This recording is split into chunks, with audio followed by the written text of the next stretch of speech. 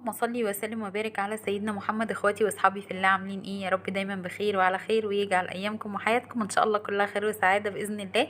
النهارده نعمل مع بعض فيديو سريع كده وخفيف وحلو قوي. طبعا فراوله متواجده في السوق باسعار من 10 ل 12 ل 15 جنيه.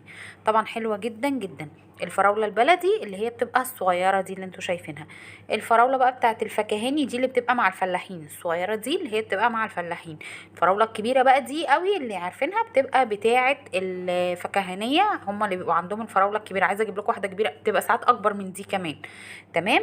طب الفراوله دي اهم حاجه فيها هي غسيلها.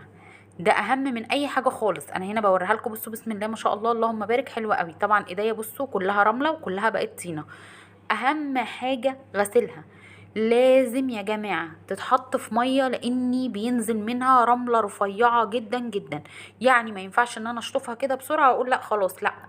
خليها رقديها في مية لمدة ساعة، ساعة الا ربع، لغاية ما تحسي ان هي بقت زي الفل ونزلت الرملة بتاعتها خالص. ودي اهم خطوة في الفراولة بتاعتنا. هروح اغسلها وانضفها ونرجع مع بعض تاني. بقى كده اللهم بارك هنبتدي نعبي الفراوله بتاعتنا. انا ولا بحط عليها سكر ولا بحط عليها اي حاجه خالص. اهم حاجه عندي ان هي تكون نشفت من الميه كويس جدا. طب انا عايزه اعملها عصير مركز. هتعملي ايه؟ ال2 كيلو عليهم كيلو سكر. هتسيبي السكر يعني ينزل معاهم، هيبقى عامل ميه.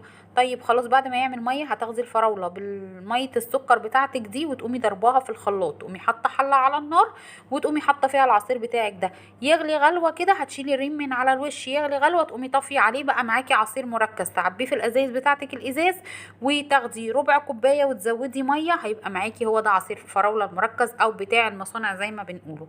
انما انا هعبي في اكياس عاديه خالص، اكياس التلاجة بتاعتنا. يطلع لي بقى حد زي ما كنت برضو عامله فيديو جوافه كده، وطلع لي حد وقال لي لا في اكياس معينه تعبي فيها الحاجه دي. لا والله، دي اكياس تلاجة وغاليه جدا كمان، مش رخيصه دلوقتي.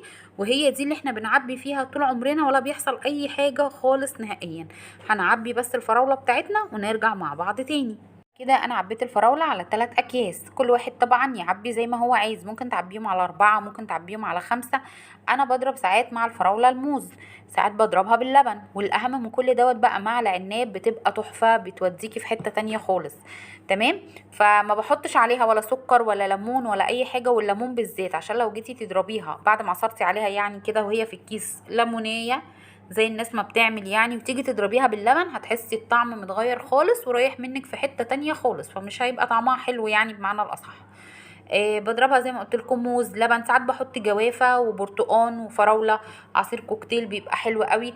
طبعا ده راجع ليكوا انتوا والمتوفر عندك. الحاجات دي بصي يعني احنا بنحاول بقدر امكاننا نخزن الحاجات اللي هي سعرها في متناول الجميع.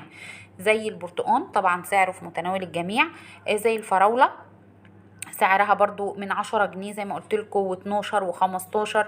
طبعا كل واحد بيجيب اللي على قد مقدرته واللي على قد ايده. بصوا الحته دي لو مضايقه حد يقصها كده زيي بس. وبكده برضو تبقي شلتي عصاير في رمضان تغيير يعني، لان العناب نازل غالي، الخروب نازل غالي، السوبيا نازله غاليه. فبجد ادعوا ربنا سبحانه وتعالى ان هو يرحمنا ويرخص قطنا كده. ولو يعني الضماير والقلوب دي تتصافى كده، الدنيا هتبقى بجد حلوه وزي الفل. والرزاق هو الله. واقول لكم السلام عليكم.